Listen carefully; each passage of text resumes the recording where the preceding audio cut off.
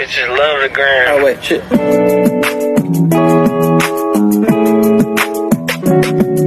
Halo semua, perkenalkan nama saya Jessica Nex Nikita Rizlohi. Saya mahasiswa dari Poltekkes Kemenkes Maluku, program studi keperawatan Masohi dari tingkat 2B.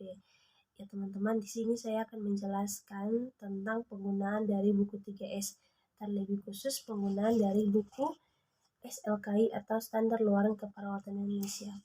Ya teman-teman, untuk penjelasannya sebelum masuk ke dalam cara penggunaan dari buku SLKI ini, teman-teman boleh melihat video saya yang sebelumnya tentang buku SDKI, karena dalam penggunaan buku 3S ini saling berkaitan antara buku SDKI, SLKI, sama buku SIKI atau Standar Intervensi Keperawatan Indonesia yang nanti akan dijelaskan pada video berikutnya.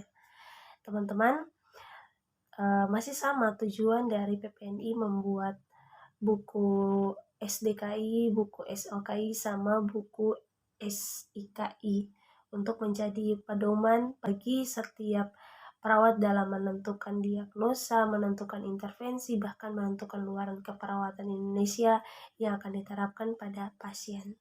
Teman-teman, luaran keperawatan Indonesia ini merupakan aspek-aspek yang dibuat untuk diobservasi perawat terhadap pasien, meliputi dia punya kondisi, perilaku, bahkan persepsi dari respon pasien terhadap penyakit tersebut. Teman-teman, untuk kategori-kategori masih sama dengan buku SDKI, di mana kategorinya itu ada mulai dari kategori fisiologi sampai pada kategori lingkungan, dan untuk sub-sub kategorinya juga masih sama. Ada beberapa komponen dari buku SLKI ini. Yang pertama itu label, itu bagian judul atas. Jadi nanti pada contoh nanti saya jelaskan mana label, mana ekspektasi, dan mana kriteria hasil yang diharapkan. Ya teman-teman, masih sama. Daftar isinya ini ada 2 daftar isi.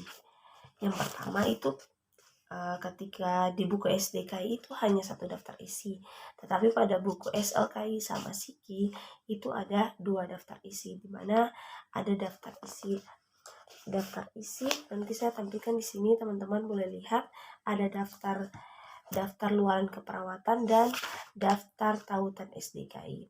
Jadi cara penggunaannya ini, yang pertama kita lihat dulu daftar tautan SDKI yang berhubungan dengan SLKI. Kita ambil contoh pada kasus yang pada buku SDKI yang sudah saya jelaskan di video sebelumnya, yaitu kasusnya tentang perfusi perifer tidak efektif. Perfusi perifer tidak efektif itu pada halaman 176. Jadi teman-teman yang belum nonton video saya, silahkan nonton dulu, baru kita lanjut ke buku SLKI.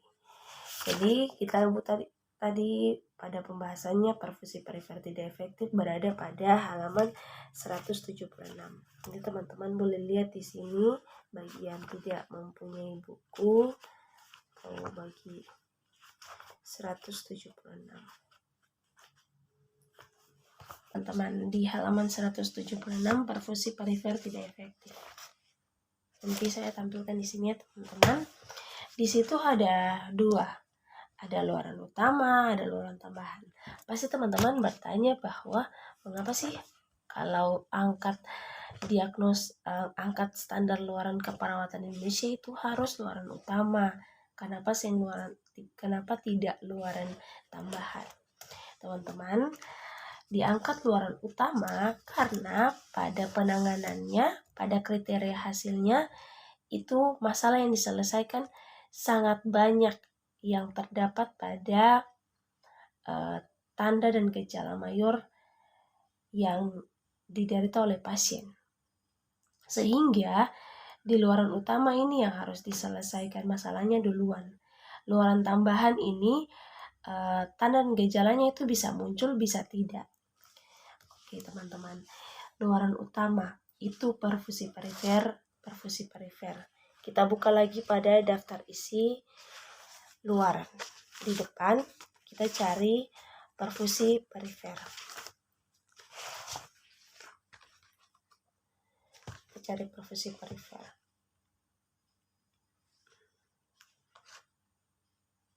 Kita buka di daftar luaran, terus kita cari perfusi perifer pada halaman 84. Oke. Ya, perfusi perifer nanti saya tampilkan di sini. Perfusi perifer ini yang disebut sebagai label. Kata perfusi perifer itu yang label. Tadi saya ada sebutkan bahwa ada 3 komponen, yaitu ada label, ekspektasi, dan kriteria hasil. Jadi teman-teman, perfusi perifer itu sebagai label, kemudian definisinya yaitu keadekuatan aliran darah pembuluh darah distal untuk menunjang fungsi jaringan.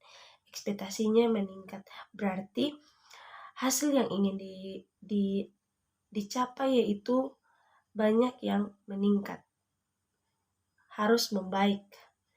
Untuk kriteria hasilnya ada denyut nadi perifer, itu ada skala-skala tertentu mulai dari skala 1 hingga skala 5 dengan perbedaannya mulai dari menurun hingga pada meningkat. Kemudian warna kulit pucat, pengisian kapiler, akral, dan turgor kulit. Jadi teman-teman, nanti pasti di dalam buku ini nanti saya tampilkan di sini, ada kalimat atau ada tanda gejala yang diberi tanda tebal, tanda hitam. Karena apa? Karena pada penyelesaian masalah ini berkaitan dengan penyelesaian masalah pada tanda gejala mayor di buku SDKI. Jadi banyak pada tanda gejala mayor yang diselesaikan pada buku SLKI ini.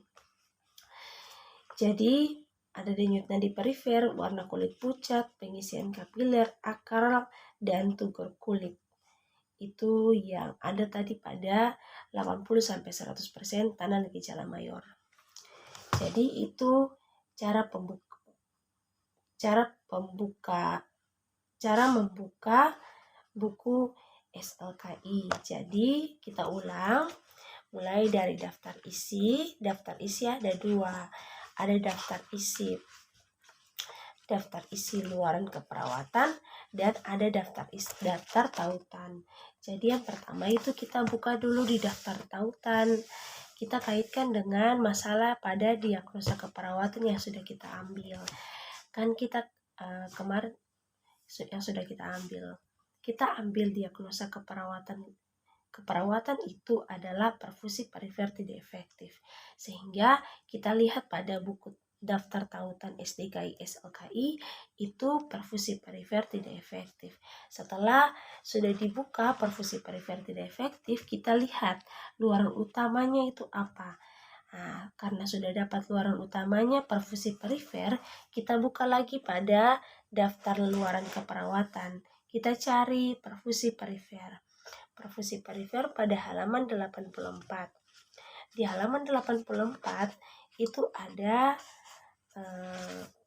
labelnya, ada pengertian, ada ekspektasi dan kriteria hasil.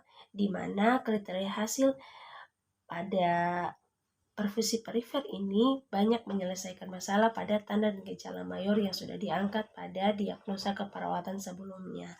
Jadi itu sekilas mengenai cara penggunaan dari buku SLKI ini. Sekian dan terima kasih.